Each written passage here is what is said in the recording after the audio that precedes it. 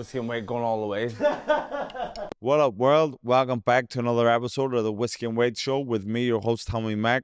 And Tyrone is still in Palestine, putting in work, working with the children out there, teaching them how to box. You know, salute to Tyrone McKenna. We're all with you, brother. We miss you here on the show. Can't even slag him. When someone's out there doing such phenomenal work, I can't even say anything bad about him. So shout out Tyrone. And you know, as always, we are brought to you in association with the #1 competitions page in the world, our King's Competitions. Make sure you hit the site. You can get a car, get some money, get a house, get a holiday. The world is yours, only for a few bob. So make sure you hit them up. And if you're looking to level up in any aspect of your life, you need to get on board with Dream Mentoring. Tom Smith has put together this program to help you go up through the gears. If you're just being a regular, schmegular, degular person, you need to get in this program. This is going to take you up to new hits. And shout out the world champ, Antonini, the Andy Turner, Patsy Kakachi, for sponsoring this episode. We love you, Ando. You're a legend. And with all that being said, I want to introduce you to today's very, very special guest. This man is a legend on the Belfast music scene. He was busking. Now he's friggin' a superstar. Give it up for very own John Garrity. What's happening? What's happening? Thanks so much for having me, man. Thanks for being here. It's so good to be here on this episode.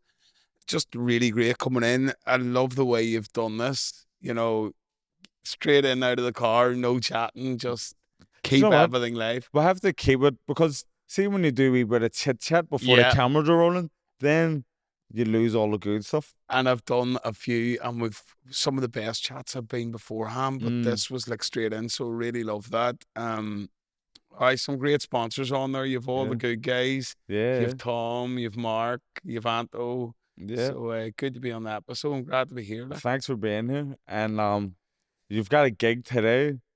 Local gig, handy gig. I've actually two. Gigging? I'm in Millie's today down in Demurray, and then I'm in Portland as well. So there's always a bit of travel. On the road.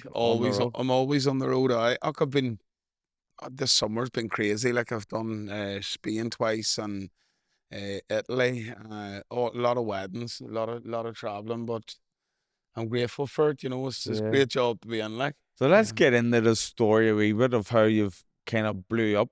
Like, when did you start playing guitar?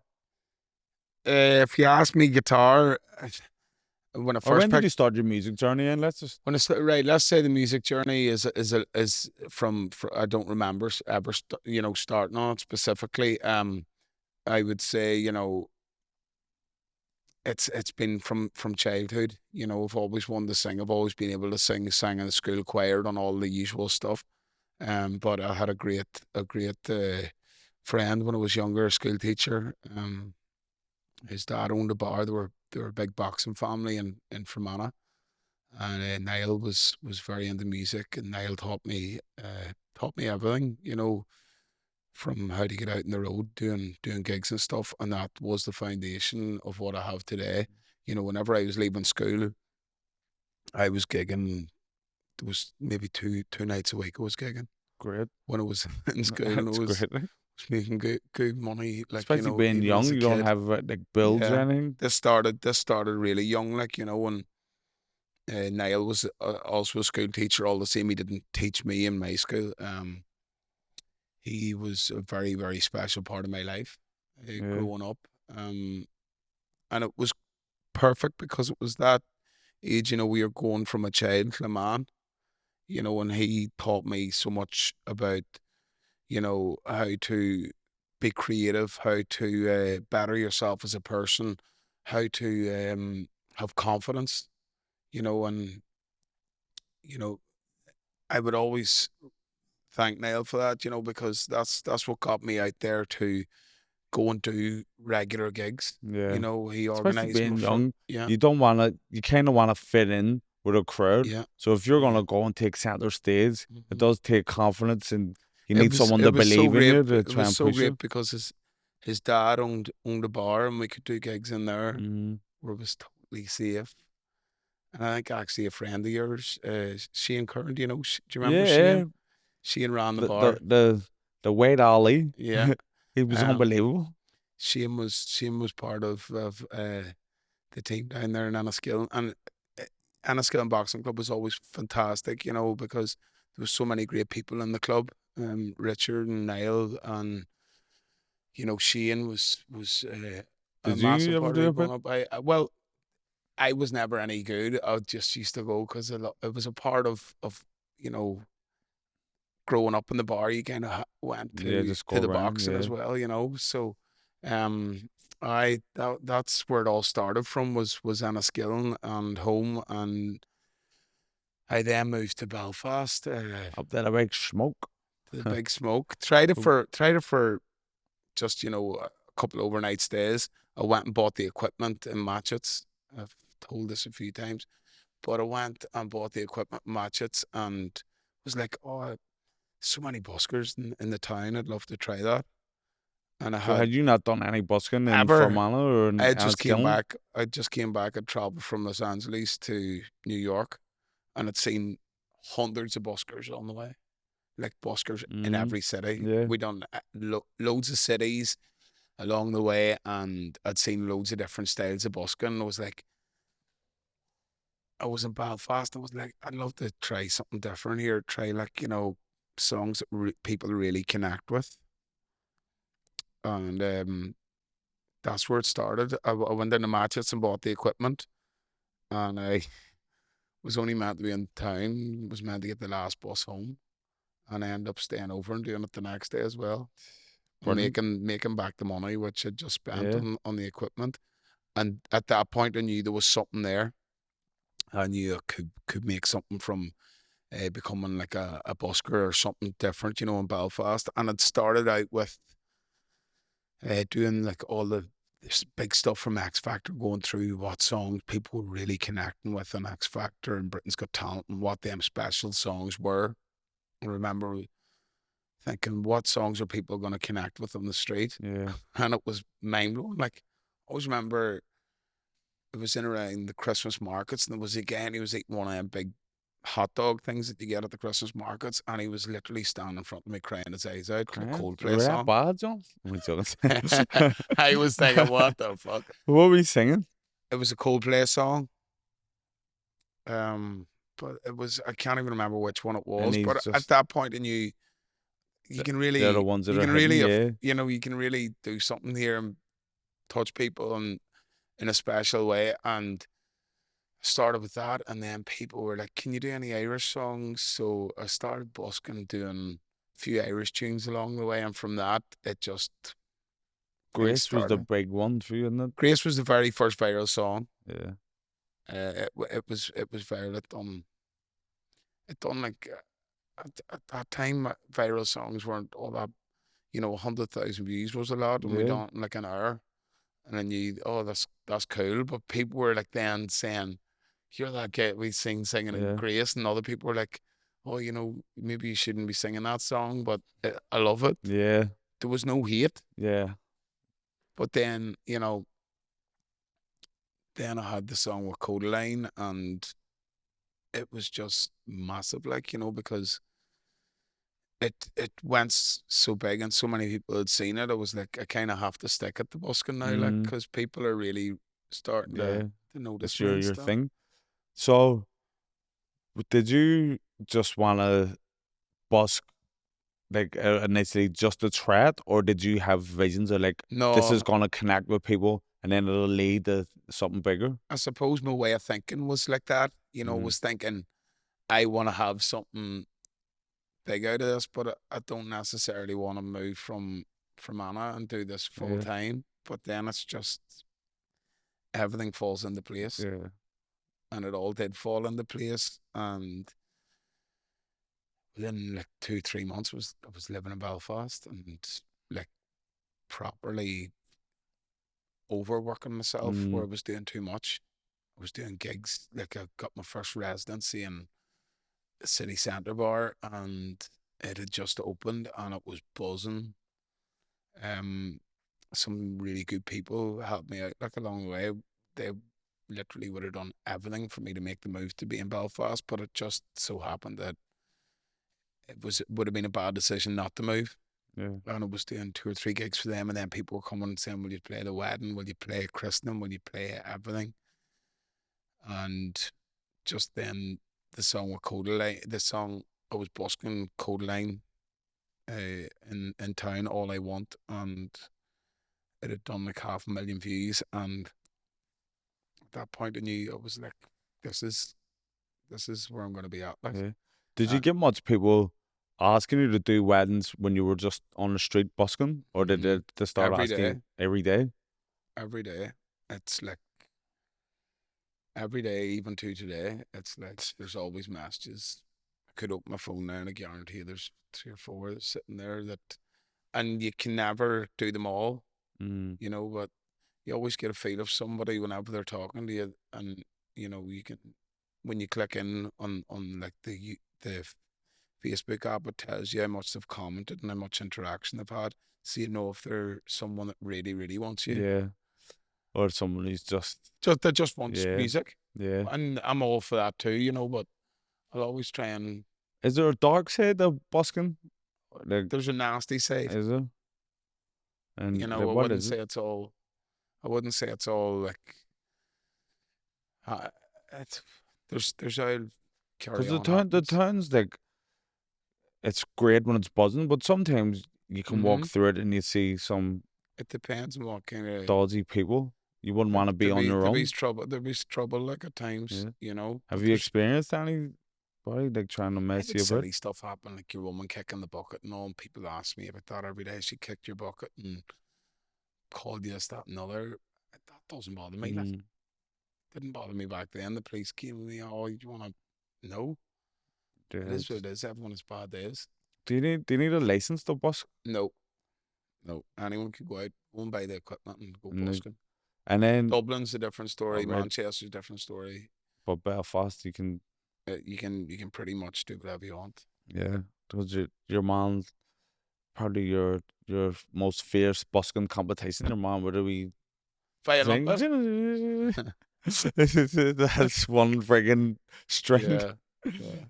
But I haven't seen him in years, you know. nah, not right. But no, You ran him out of town, fuck's there'd sake. be, there'd always be a bit of drama, like, you know. Yeah. You'll always kind of something happening. Is there But any beef between other buskers? never, Like, no. But you come here, you could have someone visiting that'll cause that, you know. Was an Australian guy who used to have like 6 speakers, and I remember there was something happened with me and him. He slabbered in some way, and he was told, "Get the fuck like." stop with you? I don't give a. That's one thing about me. Yeah, I take a certain amount of shit, but when you cross that threshold, I tell you, yeah, where to go? Yeah, yeah. And I remember it happened with him, but that was the last I seen him. Like, but that's, come here. That's few and far between. Like, everyone's dead civil. Like, you mm, know, everyone will always stop by, or you know, but there is this, you know, there's certainly been a trouble at times. Like, but yeah. it's nothing major, but it's good fun. It's very good for the head. You know, mentally it helps me. Like, Yeah. um, there's always colder times of the year, which it isn't as fun to do, but you have to take the good with the bad. Would you make more money in the colder weather, like around Christmas time, because the town's buzzing, people doing a Christmas shopping, people seem a wee bit more generous? I can never tell, you know. Can you not? No, it's very hard for me to gauge, like, Yeah, because I've got the albums and stuff, and I've got my music and stuff that I sell. It's very hard for me to gauge, like, but you can always kind of tell that Christmas buzz is in. But I just take it as it comes. It's mm, not really for now. My main work is my gigs and my proper weddings yeah. and stuff, like, you Do you know. prefer being on the stage? I prefer the heat and the having the power and the different setup. They're Yeah, two totally different sets of equipment. I prefer that. But then when I'm busking, I like what I have for busking, but the weather and stuff can affect you, yeah, you know. yeah. But I also like the freedom of being able to finish whenever I want. You know, if someone came up and said something nasty or something happened or there was a bit of rain, I can pack up and go home Yeah. at any point. It's not Can't like when you've getting no got a weddings. when you've got a gig or a wedding, I am fully committed to that gig and to giving them people exactly what they pay for. You know, they can pick their songs, they can tell me what they want as they're walking down the aisle, they can tell me at what point they want me to stop. You know, I love that aspect of that. You know, and I love having people be so satisfied. You know, I do wedding, like when I'm traveling doing weddings, that's so rewarding because you bring that bit from home to their wedding and they just have that special moment, Yeah. Do you you know? get much people annoying you at the weddings then, you know, like Never, no, drunk never, people, hey bro, what's the crack? And trying to take the microphone and all? no, Nah. it just doesn't happen. And if it does, you make a joke out of it. Yeah. And then they get embarrassed or they leave you alone. But that's what I would normally do, like, Yeah. you know, but every gig's different. Yeah. Are you from a musical family or My mum would be related to music. right? Simple Minds, Brian McGee, a cousin of mine, was a drummer in Simple Minds, and Owen Paul. Do you remember the Cocoa Pops album, My Favorite Waste of Yeah. Time? He's also a So cousin of that's mine. your family? Mm. Great. So That was a number one back in the 90s, 80s or 90s, I can't remember. and what instruments do you play? Just guitar and Just vocal. guitar. Yeah. No, you asked earlier when I started playing guitar. Yeah. I initially started learning guitar when I was like 13 or 14, but I didn't use it. I only started using it whenever COVID happened. I sat down and learned You had exactly. more time, man. Yeah. I had more time and I wanted it because people were having to do individual gigs. You couldn't gig with somebody else because you would Yeah. spread. So you need your And own I had a background. great guitar player, Jonathan. He was amazing, and he was like, you know, there's very little, you know, you need to learn to bring you to be able to play, you know, do stuff on your Yeah. own. So from that, I then sat down and learned and started gigging towards as the lockdown was lifting. I was doing garden parties and stuff, and I mean 3 or 4 garden parties. Like it was crazy. Yeah. Everyone was buzzing for or gagging for Yeah, parties. it Yeah. was like street parties. There was like people hiring bouncy castles, just doing anything that they wanted. Yeah. And that was the start of it, you know, and then the pubs opened fully and I was just started doing my own thing. It's from that it's went from strength to strength. So very grateful for it. Like, you know, when my partner as well, she learned how to kind of get a set list together. She never gigged before COVID. And she Does now she sing? gigs with a guitar player now as well. All So right. So you didn't just ditch him, man. no, she during COVID we used to go live. We used to do the live streams, and I used to sing. And then people would be like, "Oh, let Alana sing," and she would Did sing people one or know two. she could sing, or were they No, just like, "Oh, like, let her no, but sing"? she didn't really sing. All right, right. I I was like, "You need to sing a song here." She would have got up maybe in a bar and sang a song in karaoke or something When she was drunk. once in a blue moon. And then from that, like she gigs now. She gigs 2 or 3 times a So day. what's Like it like in the house then? It's just singing all the time, practicing. we're passing each other. We never sing in the Somebody house. pass me the remote. we never we never sing in the house ever. Do that? No, we'd never. We're just literally off time is off time. Yeah. But it's like anything, you know. It's like you have somebody turn around to you and whenever you're at the house and it's like, oh, do you want to do a bit of boxing? You know, you don't really want to do it whenever Uh-huh. you're at home. You want to do it whenever you're actually, When you're doing it, yeah. you Off know, time is off time. Yeah, yeah. it is. But Do you are you saying the record label or are no, you I'm independent? totally independent. I Do you don't, want it to no, go I in? don't want that. I'm happy with it. I've had lots of different offers and people wanting to do different things. I like managing myself. I like being in control. I don't want to be any bigger than what I am. I'm just happy with what I've got. And Do you not think that's like uh uh but not a bad attitude, but if you're just happy just to be here, I've seen so many people. I've seen so many people go that way and just get nothing from it Yeah. and lose, you know, maybe 3 or 4 years of their prime life. Mm. You know, I'm really happy. I get some great opportunities. I have some great friends. You know, what much more do I want? Like, Yeah. you know, you can be too greedy and you can be too want too much and then go in and sign with a label and just not get that hit song, that hit moment. I spent 6 months at the start of whenever it started busking with Simon Cowell's agency going till do like Britain's Got Talent and nothing came out of it. Mm. Had 3 live auditions in Manchester and 2 in London. Nothing came out of it because they wanted that moment. And I'll explain to you what a moment is. Let me give you an example. Callum Scott, he had that song by Robin. What was it called? Dancing on My Own. That is what they call a moment, where you have a hit song on your audition. And they were so fixated that I would have that in one of my auditions. And it just didn't happen. I didn't connect with the songs. I didn't love the songs it was singing. And at that time, I think it was Leave a Light On. They wanted me to do a different version of that. And there was a producer in Los Angeles was producing the track for me to sing in the show. And I'd had 3 class editions. Like vocally, they were perfect. I But couldn't you have just done didn't any have a better. moment. But it didn't have that moment where the audience went up wild. Yeah.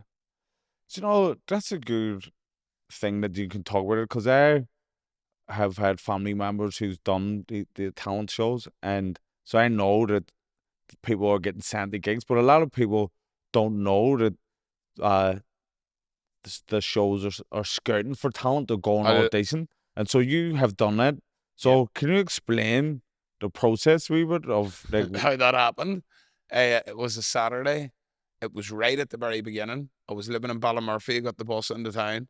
The first song that I sang outside McDonald's, that pitch outside McDonald's, 2 girls came up to me and just black coats. They were 100%. They were just like, you know, them kind of like raincoats because it was yeah, raining. And they were like, we're from Psycho, Britain's Got Talent, and can you come for an audition? And I goes, oh, I'm out here all day. And they were like, oh, can you come when you finish? And I was like, yeah, no problem. And it was, I'd tell you where the audition room was at the back door of Castle Court. There was like a wee milkshake bar in there yeah, or yeah. something. In that room was where the audition, and the windows were blacked out. And did people know that the auditions were on, or There was certain people who scouted, yeah? and there was another one then a year later was for The Voice. It was upstairs in Pug Uglies. And there's always scouts, there's always people Mm. watching you. And who was there at the audition? Was there any, Like your just, video cameras, and there was 2 producers. but no one of note? No, Nah. do you get that? The you do your audition, and then they fly you to Manchester. For the TV one. Mm-hmm. Yeah, we're here with John, and Yeah, he was. all that It's shit. like I've been queuing up all day. You're waiting there all day. I It's fucking. It's a shit nightmare. experience. Like you're in a hotel and you're sitting waiting all day, and you're like, I've done loads of shit like that. I done Mm. another show, I Can See Your Voice. That was for talent show where I was actually going to be the singer, but there was also going to be 3 other people miming, and the people had to be able to pick out who was actually singing. Right. And that was another show, but then they couldn't let me do it Is because that on BBC? That it's one? on one of them channels. But anyway, Amanda Holden was one of the Yeah, judges, I've seen that. and she was also a judge in Britain's Got Talent. And when I went in, she had she had seen the clips of who they were picking as Mm. the singers, and she was like, I can't do it because he was in Britain's Got Talent, and they couldn't then put me on the show. So after wasting another 3 months doing that shit, it fucking was a waste of Fuck's time. sake. And I'm like, what the frig? But it is what it Were is. you scouted for that one as well, I or did was you scouted apply for that. I yourself? can't remember. It Have you was not ever applied for it? never, Never. but it's online scouts now, so they Mm. find you from your viral videos. Where? How you doing? They're Do you always like? like, do you want to be involved in this? Do you want to be involved in that? But it's good fun. Like, you Yeah. know, it's a nice wee buzz. But And it it gives you a never. chance. You never know what could happen. But No. nothing's ever happened. Like nothing's ever happy enough. Like. Yeah. But the thing with like Codeline came down to Dublin, that was cool. Like because that Mm. was on TV. Like Stephen Nolan brought Codeline from Dublin. That After was in her. seeing, it was after Stephen seeing you on. That was a strange one because I had been messaging Vinny and I was like, I'd love to do something on. I'd love to be the live performer one week, and he was like, "Oh, it's such a big process." And I was in New York, and the video from All I Want had went viral, and Codeline had tweeted me saying, "Who is this guy? We want to meet him." And loads of people retweeted it and tagged me in it, and then Vinny on the Nolan show was like, we're gonna try and get you. I think it was Vinny had messaged me saying we'll try and get you on with John Toll on Saturday, which is the radio show just. So I was happy enough with that. And I was like, I'll go and do that. And it was class, like it was really cool to do. And then while we were doing that, I then got a call and we were like, we're gonna put you on as the main act on the Stephen Nolan show on Wednesday night. I was like, that's epic. Unreal. So epic. Yeah. And we done it on the Wednesday night and we done the sound check and we were told we had to stay in the green room. We came out from the green room to do our performance and Codeline walked up, Steve Garrigan came up from behind and started singing along with me. Jeez. So it was all just like you had no idea. It was all. It was amazing, like. It was strange night. Is that a career highlight for you, would you say? Would be. I'll never forget that, like. Jonathan. Were you a fan before? Oh, I was loving their music. I was singing it in the streets. Like. I don't know, but sometimes, like you said, you're just picking songs that you think may connect. Yeah, well, 2 or 3 other songs were really important to me. Like, yeah. You know, so it was really cool. Jonathan was with me on that. He was playing guitar and that, and we never expected that. Like, loads of people are always like, "Oh, did you know that was happening?" No. And like why they told it was weird because they were like, "Oh, you have to wait in the green room." And what were you thinking? The reason we just think you're getting treated like a dick or fucking. I know. Then come here, like, we were waiting in the green room. Like, this is weird. But the reason they had us in the green room was because Codeline was in the next room. That's mad. But it was really cool. Did it throw you off when you realized he was behind you? Like, say you're singing and hit a bum note. You can tell. You can definitely tell. Like. Yeah, and you had to just get this. And it took a bit to register, was it him or not? Yeah. Because you're going, fuck. But everyone that was like part of my life was there in the audience too. Like, that was important in that moment. Like the people that had brought me to Belfast, the guy that took the video that went viral. Yeah. They were there. My mum and dad had came. My mum wasn't sure whether she was going to be able to make it. She's a workaholic. She works every day of the week. And she was like, oh, I don't know if I can make it. And I was like, you need to be here. This is a cool part of my life. And they came up and just a really fucking special moment. Yeah. Like. But it's been mad. Like, even past year's been mad. Like, the past 6 months have been probably the best 6 months of my life. It's rock and roll. I've like changed even how I think, how I treat people. I've totally settled down. Like, why were you treating people bad before? I was never treating anyone bad. I was probably just thinking a bit different. Yeah. You know, my way of thinking was like, oh, let's just keep working and keep working and keep working. Fucking going out and drinking, fucking go mad. Just toned it down and relax and. But that comes like hand in hand with a job, doesn't it? Like, I'm very, very, very content in life at the moment. Yeah. I've just recorded a cover of a really cool song, which is like massively viral online. And I've took it and made like my own version of it. Can you tell us? Can we get an exclusive? It's going to be out in the next week or so anyway. It's called The Glen, but it's like so viral on TikTok. And I'm playing it at the gigs acoustically and people are like, you need to record that, you need to record that. And if someone had said that to me a couple of years ago, I'd been like, I'll record that, blah, blah, blah, and laughed it off and never thought about it again. Mm. But I took this and went down to the studio, and we've an unbelievable song. And I've never put this much effort and time. People will know the difference because I put so much effort and time into producing this with probably one of the biggest producers in the country, away down in the south. And Do you want to shout them out? what? Do you want to give them a shout out? The Sprout producer? Studios, Jonathan Owens. He's amazing, Yeah. amazing. People will know him anyway. He's worked with massive names, like, you know, and we've went down, we've produced this, and it's gonna be out there. It's called The Glen, and I'm fucking so excited for it, like, Buzzing for it. because the one that's on TikTok is like, you couldn't listen to it too many times because it's hard dance music, like, and I have made it a bit more playable on the radio and stuff. So it's going to be on Spotify and YouTube, and it's going to be on every radio station. So Great, I'm looking forward to it. I've never done this before. I've released music before, but never like this. Yeah.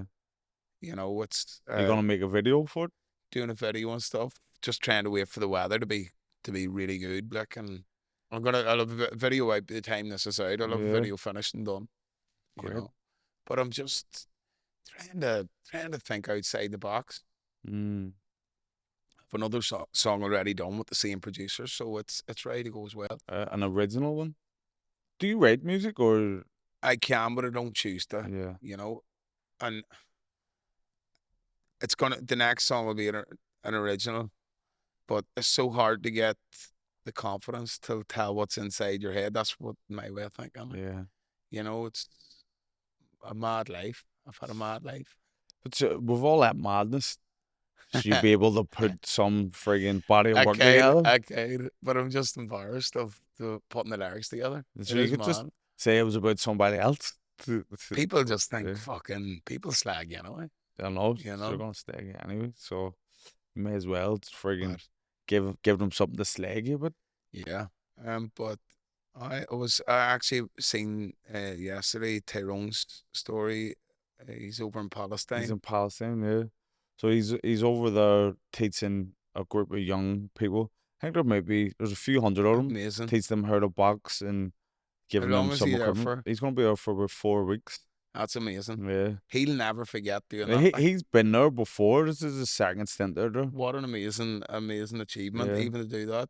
And like Tyrone, obviously, I'll be biased if I'm talking about him because he's my best mate. But he's a guy who doesn't just talk it. You know, he goes and says what, because in recent times, Palestine has become like everyone's an online activist. But for years before it became the online thing to do, Tyrone has been there speaking out about it and putting his career on the line, really, because a few years ago to be pro-Palestine, it was blocking you and closing a lot of doors on you, but Tyrone always spoke out in favour of the Palestinians, and he took a trip there, and then now this is, you know, it's a friggin' a dangerous time to be going, and he's still going. Surely he's worried, and there's a lot of danger involved now. And big time. But it's just, as you were saying, you know, it's okay to have an opinion on this. You know, so many people are feared to voice what they actually think, you know, and I see it in town most Saturdays when the guys are all passing me, you know, and so many people just say nothing, sit and say nothing. Yeah. You know, and he has put his career on the line there. It's okay to do that at certain times to show who you are as a person. And it'll be on the right side of history when people look back. Yeah, 100%. It's like kneecap. Yeah. So everyone's trying to get at them. I seen them in Odyssey. It was one of the best gigs I've ever seen in my life. Unreal. Like, see, in terms of like Irish music, I'm a hip hop head, have been from a kid, and I never got into Irish rap because it's just, I never thought it sounded right. Then it was always kind of like trying to copy what the Americans are doing, but Kneecap are like the most authentic Yeah.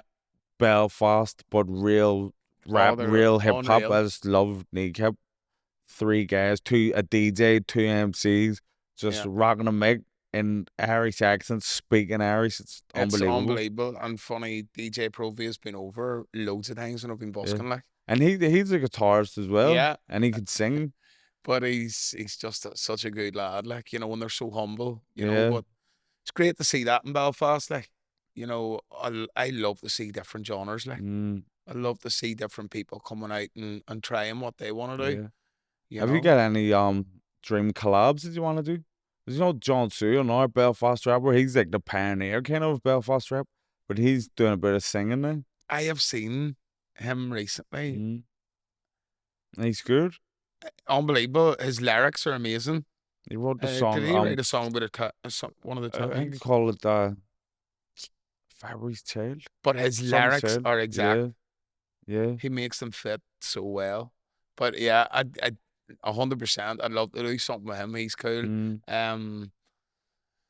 I just have so many great friends. Like Dan McCabe, a really good friend of mine. Like, Is he? and Yeah. he is just smashing it at the moment. Like, you know, like any time I meet up with him, it's always really cool because he'll always try and do something different from the normal. Do you do much collaborations or Not really, no. It's just so hard to get the time. Like, yeah. it's hard to get the time to focus on something different, you know, Yeah. because everything's happening so fast as it is. But the past few months have took a bit of time, you know. Dream collab, I don't know, Finbar Fury or someone like that, you know. Finbar Fury. Finbar's unbelievable, like, Yeah. you know. I love all the usual ones. I love Johnny McAvoy. I love the old Irish stuff, you know. But not all of them you can sing in Belfast City Centre, you know. But a few of them, like, Do you you know. get much hate from like if you're Not singing so the much. It's Irish kind of songs? thing of the past. One or two. Yeah. You will get one or two, like, but never, you know. I've sang Grace in the Shankle, like, you know. There's no. How did that go? Get They the want. fuck out of here. They want it. They, you The know, only as thing. people, you know, and if you sit and you properly listen Grace to the is a love lyrics, song. it is a Yeah. love song. But some people will always have that wee try and twist it to be like a Irish Republican song. It's not. And, you know, there's people that just want to create a wee bit of a stir, but 99% of the people don't. You know, we're ready for peace. Like, you know, Yeah. who wants to be fighting and having trouble? Not me. You know? Do you get much gigs in Oh, a lot. loyalist Oh, or yeah. unionist? Come here, and I love it. Mm-hmm. I love going to different areas, meeting different people.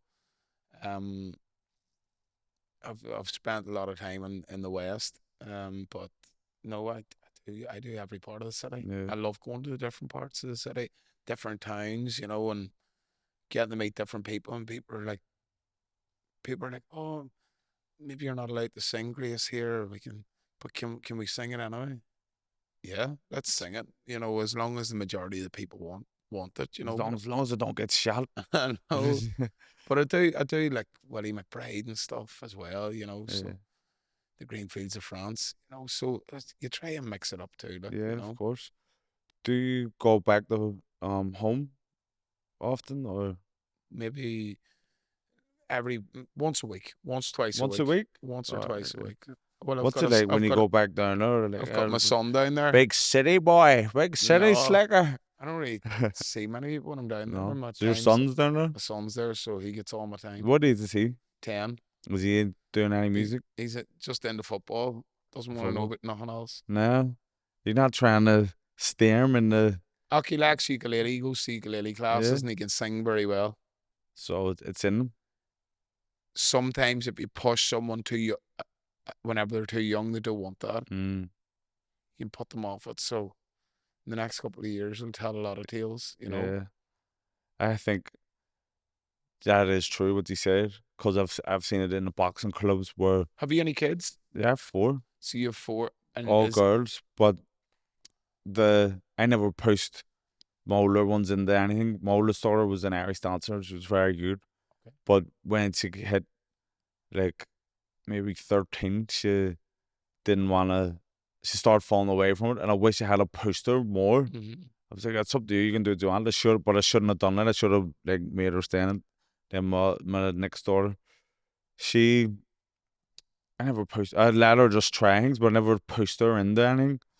But now my two young kids, they're dancing, and I'm forcing. They love dancing, but if they want to leave, I'm making them stay. Cause I look at all the greats, Beyonce, Michael Jackson, Yeah. the Roy Jones Jr., Yeah. Floyd Mayweather. Their dads had pushy parents. Yeah. Like Joe Jackson, people would say, "Oh, he was bothering the kids," but like, look what he done. Yeah. Friggin' Beyonce's there. Yeah. Look, Beyonce, greatest, biggest star in the world. Massive. There's probably some kids in Michael Jackson Street who could sing and dance as good as him, but their dad was like, "Hey, I don't mind. You want to play football? Go ahead." That's Fuck it. it. That is true. But nah, I think your children need a gentle encouragement, you know, or else if you leave kids to do nothing, then they're gonna do nothing. Well, he's into football, not Stick, at the moment, but like who knows? soccer or Just soccer, yeah. Stick to it, No, because he but I could want to take you get to him a into friggin' music. Let's Premiership, get you him know. into. I know. End up saying for United. Well, you don't want to sign for United now, do you? But he could sign for friggin' Anything's possible. yeah. Look at Connor Bradley. Do you know what I mean? Massive. Unreal. But yeah. Well, so, John, before you go, I'm gonna ask you. You can decline if you want, but I'll be upset. Would you sing a song first? Jeez. A wee a cappella, even not a full song, a chorus or a verse of your new song. I'll not do the new one because I don't even know it that well. I don't know what could even sing. Sing the Glen that you have coming out. Give us a wee preview, a wee taster. Can I do this with the guitar? Go ahead. Have you got your guitar with you? All right, let's do it with the guitar. Red. We'll come back in 2 minutes. BRB. Go ahead. So we've got John Garrity, but to give us a wee intimate performance. Let's go. This is so off the cuff. Off the fucking cuff. We do this especially for Tyrone out in Palestine. How you built your barrier, the taller I become, the farther you take my rights away, faster I become. You can't deny me, can't decide or to take my face away. No matter, 'cause there's something inside so strong. I know that I can make it. You do me wrong, so wrong. Thought that my pride was gone. Oh, something inside so strong. Oh, inside so strong. Oh, inside so strong. Something inside so strong.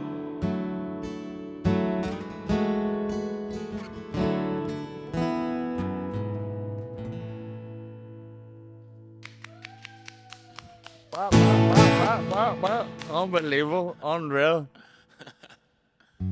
Thanks very much, son. That was fucking brilliant. Shout out Tyrone. Something that say it's so strong. But I'm stronger, so I'll always remember. But John, thanks very much. That was unbelievable. And folks, there we have it. What an episode. Make sure you stream all the music, support and subscribe, and check out Dream Man Torrent, shout out R Kings and Okakati. Shout out Tyrone and Matey Cat Kid Scorpion. And we'll see you next week.